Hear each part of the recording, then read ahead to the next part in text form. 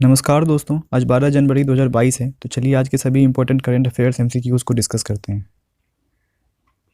सो पहला क्वेश्चन है, हाल ही में किसे वीवो की जगह आईपीएल के टाइटल स्पॉन्सर के रूप में चुना गया है? Adani group, dream eleven, Unacademy या फिर टाटा ग्रुप? तो इसका सही आंसर है ऑप्शन डी, टाटा ग्रुप।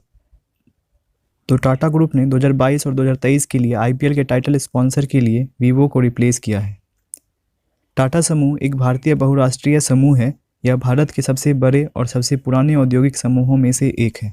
इसकी स्थापना जमशेदजी टाटा ने 1868 में मुंबई में की थी। इसका हेडक्वार्टर मुंबई में है। रतन टाटा ओनर और नटराजन चंद्रशेखरन वर्तमान में चेयरमैन हैं। अगला क्वेश्चन देखते हैं, अडानी पावर ने तत्काल प्रभाव से किसे अपना सीईओ नियुक्त किया है? दीपक पांड्या, शैलेश सावा, शेर सिंह ख्यालिया या फिर अनिल सरदाना?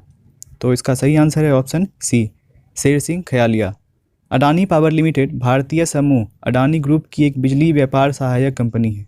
वहीं सीईओ की बात करें तो सीईओ किसी संगठन में सर्वोच्च श्रेणी का कॉरपोरेट अधिकारी या प्रशासक होता है। नेक्स्ट क्वेश्चन है, ब्रह्मोस सुपरसोनिक क्रूज मिसाइल के उन्नत समुद्री संस्करण का हाल ही में आईएनएस विशाखापत्तनम से परीक्षण किया गया है। आपको बताना है कि आईएनएस विशाखापत्तनम क्या है। एक Indian navy base aircraft carrier, destroyer या फिर फ्रीगेट? तो इसका सही आंसर है ऑप्शन सी, डिस्ट्रॉयर। इसमें से एक नेवी बेस क्या होता है ये तो आप जानते ही होंगे। तो चलिए एयरक्राफ्ट कैरियर, डिस्ट्रॉयर और फ्रीगेट के बारे में थोड़ा जान लेते हैं। तो एक विमान वाहक या एयरक्राफ्ट कैरियर एक वॉरशिप होता है जो एक समुद्री हवाई अड्डे के रूप में कार्य करता है और इसमें एक फुल लेंथ फ्लाइट डेक भी होता है। इसमें एक विमान को ले जाने, हथियार देने, तैनात करने और उसे पुनर्प्राप्त करने की सुविधा होती है। ये फोटो आईएनएस विक्रांत की है जो कि एक एयरक्राफ्ट कैरियर है। इसे कोचिन शिपयार्ड लिमिटेड द्वारा भारत में ही बनाया गया है। ये भारत में बनने वाला पहला एयरक्राफ्ट कैरियर है। तो चलिए अब डिस्ट्रॉयर और फ्रीगेट के बारे में जानते हैं। फ्रीगेट और डिस्ट्रॉयर किसी भी नौसेना के फ्लीट में सबसे कॉमन वॉरशिप है।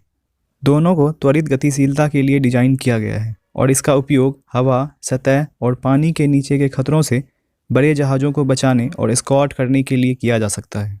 ये फ़ोटो आईएनएस विशाखापत्तनम की है।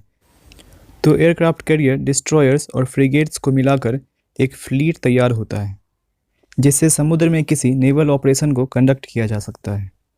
इस टॉपिक से रिलेटेड मैंने एक सेपरेट वीडियो अपने चैनल पे अपलोड किया है। उसका लिंक नीचे डिस्क्रिप्शन में है, आप चाहे तो उसे देख सकते हैं। अगला क्वेश्चन है, आईएमएफ के मुख्य अर्थशास्त्री के रूप में गीता गोपीनाथ की जगह कौन लेंगे?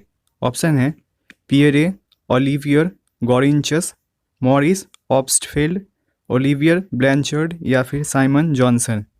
तो इसका सही आंसर है option A, Pierre Olivier Gourinchas, जो कि एक फ्रेंच इकोनॉमिस्ट है। गीता गोपीनाथ एक इंडियन अमेरिकन इकोनॉमिस्ट हैं। गीता गोपीनाथ को अक्टूबर 2018 में अंतर्राष्ट्रीय मुद्रा कोष यानी कि आईएमएफ के मुख्य अर्थशास्त्री के रूप में नियुक्त किया गया था। 2021 में इन्हें आईएमएफ के फर्स्ट मैनेजिंग डायरेक्टर के रूप में नामित किया गया है, जो कि ऑर्गेनाइजेशन की नंबर 2 पोजीशन है। और 2022 में ये जोफ्री ओकामोटो की जगह लेंगी। अंतर्राष्ट्रीय मुद्रा कोष आईएमएफ एक अंतर्राष्ट्रीय वित्तीय संस्थान है। यह वैश्विक मौद्रिक सहयोग को बढ़ावा देने, वित्तीय स्थिरता को सुरक्षित करने, अंतर्राष्ट्रीय व्यापार को सुविधाजनक बनाने, उच्च रोजगार और सतत आर्थिक विकास को बढ़ावा देने और दुनिया भर में गरीबी को कम करने के लिए काम करता है। इसकी स्थापना 27 दिसंबर 1945 को 76 साल पहले हुई थी और इसका हेडक्वार्टर वाशिंगटन डीसी यूएस में है। इसके मैनेजिंग डायरेक्टर क्रिस्टलिना जॉर्जिएवा हैं। अगला क्वेश्चन है, भारत और किस देश ने व्यापक आर्थिक भागीदारी समझौता यानी कि सीईपीए के अपग्रेडेशन का फैसला किया है? ऑप्शन है जापान, ऑस्ट्रेलिया, अमेरिका या फिर दक्षिण कोरिया? इसका सही आंसर है ऑप्शन डी, दक्षिण कोरिया। व्यापक आर्थिक भागीदारी समझौता यानी कि सीईपीए भारत और दक्षिण कोरिया के बीच एक मुक्त व्यापार समझौता है और इसे 2009 में साइन किया गया था। साउथ कोरिया की लोकेशन की बात करें तो ये नॉर्थ कोरिया के साथ अपनी एक लैंड बॉर्डर शेयर करता है। इसके ईस्ट में सी ऑफ जापान और वेस्ट में येलो सी है। कोरिया स्ट्रेट साउथ कोरिया को जापान से अलग करती है। 38th पैरेलल कोरियन वॉर से पहले नॉर्थ कोरिया और साउथ कोरिया के बीच सीमा बनाती थी, जो कि अभी कुछ ऐसी दिखती है। साउथ कोरिया की कैपिटल सोल, प्रेसिडेंट यहाँ के मून जे इन और करेंसी यहाँ की कोरियन रिपब्लिक वॉन है। कोरियन वॉर 25 जून 1950 से 27 जुलाई 1953 के बीच नॉर्थ कोरिया और साउथ कोरिया के बीच हुई। अगला क्वेश्चन देखते हैं। लीजेंड्स लीग क्रिकेट एलएलसी ने हाल ही में किसे अपना एम्बेसडर नियुक्त किया है? मिताली राज, झूलन गोस्वामी, स्मृति मंधाना या फिर दीप्ति शर्मा? तो इसका सही आंसर है ऑप्शन बी, झूलन गोस्वामी।